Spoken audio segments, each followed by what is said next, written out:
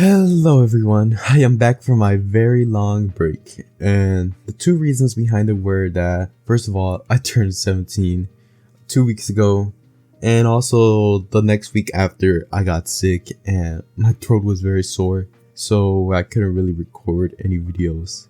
But I did do a live stream last week that you guys should totally check out as well. I'm planning on doing it every Friday, other Friday, because I'm still getting the hang of it. But enough rambling, let's get into the topic of this video. I don't want to beat a dead horse, but Platinum End had a very interesting and poorly executed ending, and is regarded by the anime community as one of the worst endings in both anime and even fiction. A lot of people compare the anime a lot to Death Note since they are written by the same person, and the amount of promotion surrounding the series basically said, hey, this was written by that same guy who made the Killer Notebook series y'all like. You should totally watch this and watch this on your favorite streaming services until it got released. Manga readers warned the anime onlys about the series being a disappointment and having a terrible ending, but we didn't want to believe them. It was made by the same dude who made Death Note. It can't be bad at all. The first episode was split with people liking and some disliking, but overall it was pretty positive.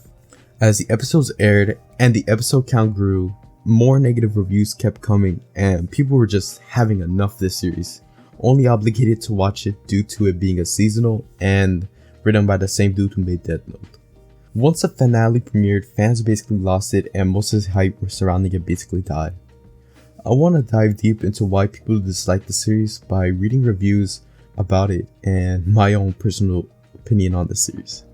Reminder for spoilers, although I don't necessarily consider the series a must-watch at all, but it's better to take caution and for the specific few who do want to watch it, and that if you like Platinum End, it's fine. A story doesn't have to be written superbly to be enjoyed. It matters on the viewers, and it just happens to be a popular view that your favorite show isn't very liked. So don't take what's about to be said as fact. All that out of the way, let's start the video.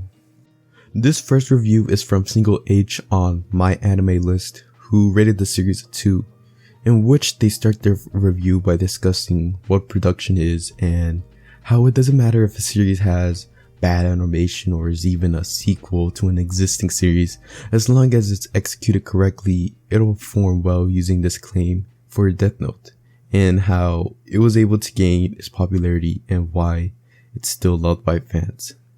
In their next paragraph, they start to discuss about Platinum End and the marketing around it, both their similarities and differences. And the same can be applied to the main protagonists of both series, Light and Mirai, who are completely different, and how one was able to be remembered for his complex philosophy, while the other is considered to be a whiny and overall boring character.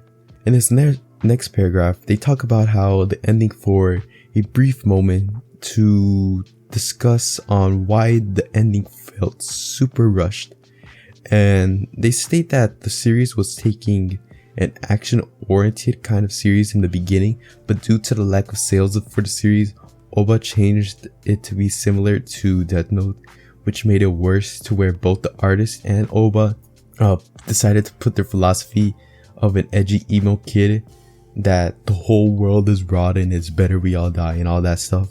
And to be honest, yeah, I completely agree with this review, and the fact that the series did pretty much fell off at the midpoint, especially when Mukaido died, as the series was really just shonen like, but when Yonada, Hakase, and the other angels meet up with each other, it just discusses about what's right or wrong, completely ignoring any real threat to the MCs beside Yonada super mega redhead brain stating God is fake and shit. The next review is from Josh HP on My Anime List, who gave it a 3, and basically they discussed what happened through the first 14 episodes of the series in the first half of the review. Some notable things point out that they mentioned is that they call the show overall boring since it's very generic and bland due to the characters. They just have either only one personality trait, doesn't do shit, and causing more conflict just so the series can progress, or they're just there to be spouting out very deep philosophies. I mostly agree with this, except by the fact that, in a way, I think the series was more exciting and thrilling in this first core. However, it got boring in the second. Maybe the series would have been interesting if it set itself up as a psychological anime rather than an action based in the first episode, but even still, the conversations the characters have are overall unoriginal and don't even make any sense. They literally contradict themselves in the next episode. My overall review of the series is that the first 3 episodes were the absolute peak of the series, but over time it gradually fell off. I like weak main characters. A lot of my favorite animes have a weak main character, and they end up becoming my favorite, contrary to popular belief. However, Mirai was someone who didn't even grow from his actions and still stayed the same to the end. I can understand not wanting to kill, but letting a literal serial killer continue to kill people is not gonna make people happy. You're not Batman. Metro Polyman was a good villain in the beginning. I started liking him more in the half point of the core, but the series ruined him by making him some weird sister complex psychopath, and all his actions seem childish now. Then when the other half of the series premiered, the series kinda looked like it was getting interesting, but it fell flat with an episode literally just being dialogue. Overall, the series was doomed from the start, and what seemed to be a good concept from an author with a promising track record failed at writing a story to just writing a self-insert ideology. Thank you all to anyone who watched this video, and as always, please follow all of my social medias and subscribe to the channel and turn on notifications so you can be reminded of both my videos and live streams. I don't got much to say, so goodbye everyone.